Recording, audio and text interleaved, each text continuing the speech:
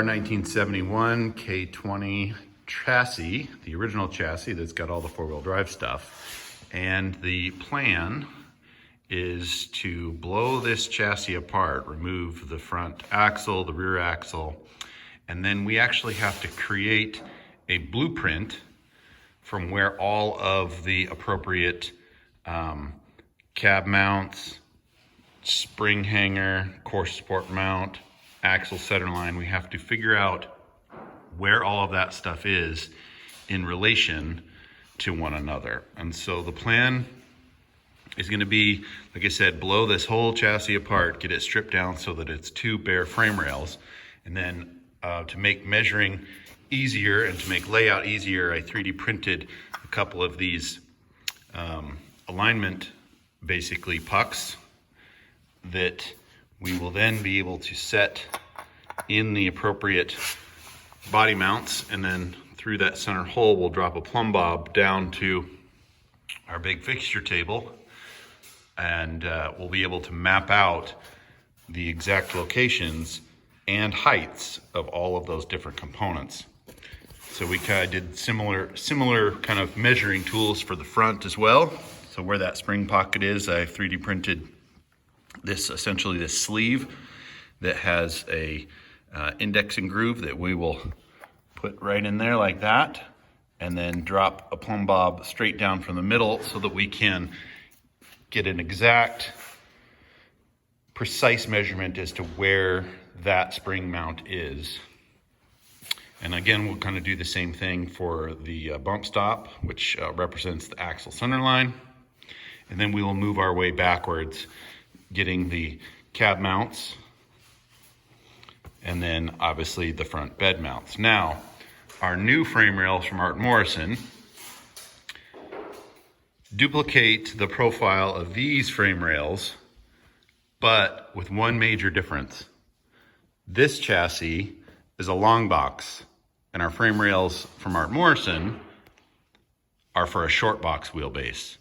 So the kick-ups at the rear axle on our new chassis are moved forward. So we will have to make the adjustments from our cab mount to our rear spring hanger on the new chassis to accommodate for the shorter wheelbase of the short box. So anyway, this will probably make a lot more sense after I blow this thing apart and get it centered and leveled on the fixture table. So let's get to work and take this chassis apart.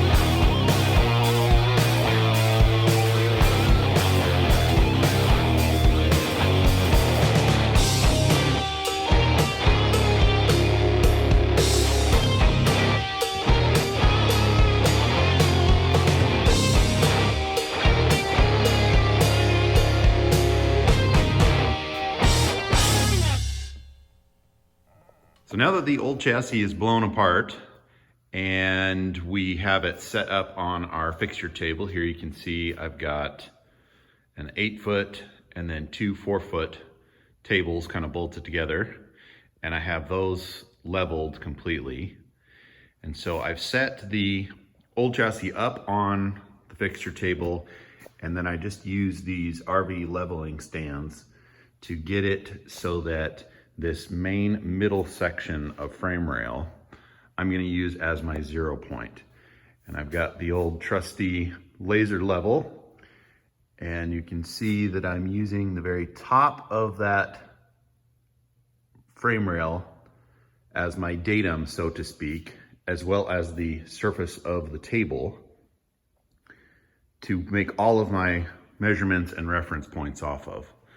And this method works really, really well, because essentially what you can do is if you use the top of that frame rail as your 0 point, then you can establish elevations on everything from your front shackle mount to your body mount to your front core support and your springs, essentially measuring down from that laser line and establishing whether that is a plus or minus. And so what I've done is I've already gone through and I've taken notes on all of the critical components of this chassis, and I've given it a plus or minus based off of that laser level on the center section of the frame. So this first cab mount is a -2 1/8. And this second cab mount, maybe we can get a better visual on this. Yep, the second cab mount is 1 1/16 down. And so you guys get the idea.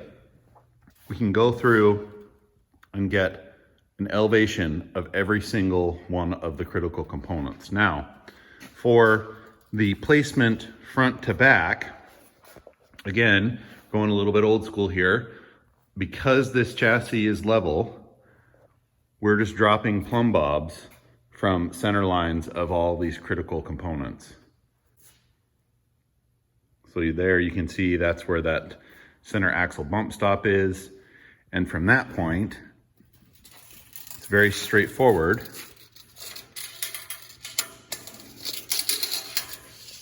You can just use the actual fixture table to determine the locations of all of those components front to back. So front to back. And so I can take all of those measurements, and when I get my new chassis set up on here and leveled, I can determine center line of that front axle, and I know that the center line of that front axle is supposed to be 30 inches from the front of that table. And so then, from that, I can determine where all of my other components need to be front to back on my new frame rail. Hopefully that makes sense. One of the interesting things that I've determined when I was mapping this all out is that this old chassis is actually bent pretty significantly. And I couldn't tell from looking at it, but essentially I determined that it's bent from basically right here, shifted that way approximately 1/2 inch. So the whole front section is actually crooked this way. So what we're gonna do with our new frame rails is we're gonna obviously make them all square, and we're gonna ignore the bent measurements, and we're gonna determine shackle locations, spring hanger locations based off of an even distribution from side to side. Now that we've mapped out the original chassis with our plumb bobs and our laser, it's time we set the new frame rails from Art Morrison up against the old chassis just to see how the profile actually matches up, and it matches up really, really well. Hopefully this translates over, but basically what I have is I have this main center section, this middle section, lined up with the old chassis, and I'm just checking to see that the contours of the new one match reasonably well with the contours of the old frame. And they do. There are some like minor differences here just in the thickness of the chassis, but the bottom of the contour matches really, really well. And so does the overall length. So here you can kind of see one of the main differences is that this old chassis maintained 34 inches outside to outside, all the way up until the front of this body mount. And then it necked down significantly to 28. And so our new frame rails, to make room for that giant Duramax, we are maintaining perfectly straight frame rails, 34 inches all the way. So now let's head over to SolidWorks and let's start designing some bracketry.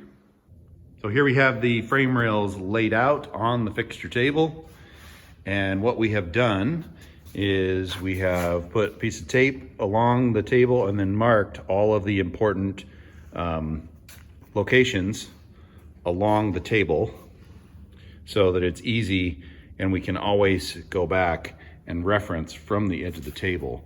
We have these rails flushed out with the face of the table, as well as squared up to some of the locating pins on the table. And so now the plan forward is we have our fabricated body mounts, and we've gone ahead and located the center line for each individual important cab mount, spring mount. Like this center point right there is for the spring shackle. So we'll get the mag drill and we'll drill a big hole through both of these. And so what our plan forward is, you can see exactly what we've got going on here, is we will space all of these components appropriately based off of our initial measurements.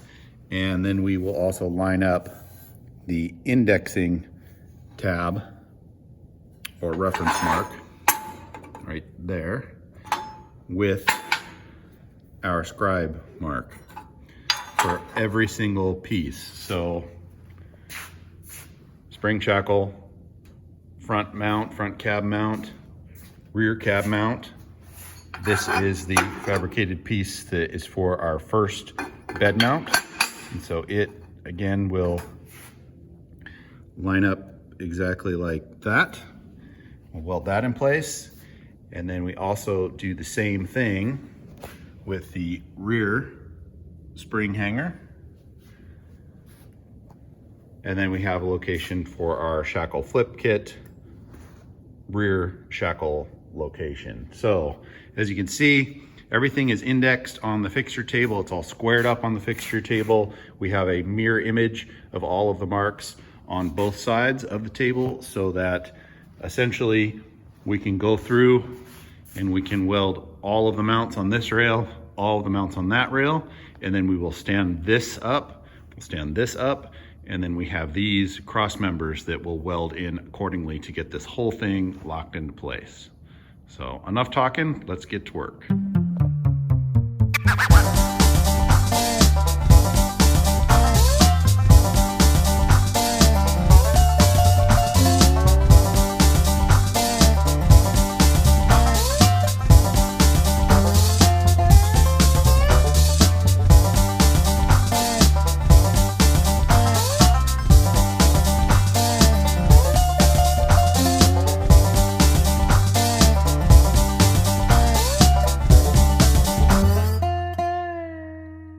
So we've got the two rails up on the fixture table, and we have gone ahead and squared it up, meaning this surface is lined up perfectly with the front of our table, and we've dropped plumb bobs down so that we can get everything squared. And what we actually found was that, you might not be able to tell now, is that this rail basically at the rear spring perch was kicked in a little bit. So our magic number for the frame rail outside to outside is 34 inches. If you come here to the rear,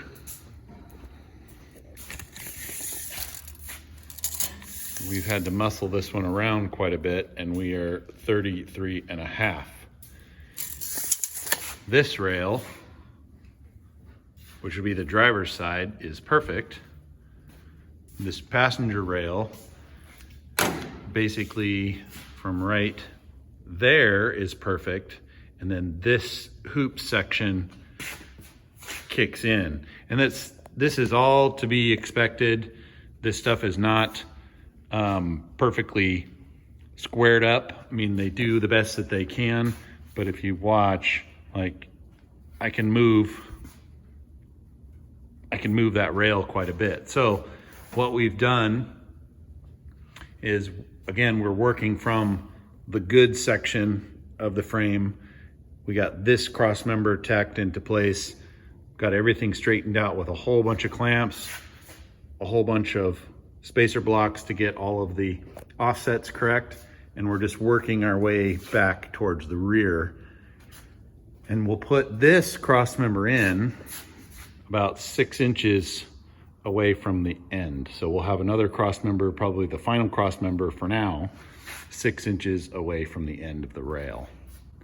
Then after that, we'll double check everything, measuring all the diagonals, and then we'll do really strong tacks. Like right now, we just basically have small tacks on the corners to hold everything together. And then we will probably do like a 1/2 inch weld on most everything. Here you can see we got all of the cab mounts and the spring hangers, all of that stuff all tacked in place as well. So we'll go ahead and get this last cross member put in, and then we'll take all of our clamps off, get some really good tacks on it, and double check that diagonals are square, and we'll keep on building this chassis. We have the rear cross member kind of set and clamped in place. And we've got our magic 34 inches outside to outside. So that worked out pretty good. We did have to kind of muscle this rail a little bit, but our height is really close to being equal, which is good. It's within 1/8 of an inch side to side, up and down from here, and it's the same on the front. So everything is kind of squaring up really well. We're going to get this back one tacked in, and then we will pull the rest of these clamps off and double check that everything is square. And then it is time to test fit the cab.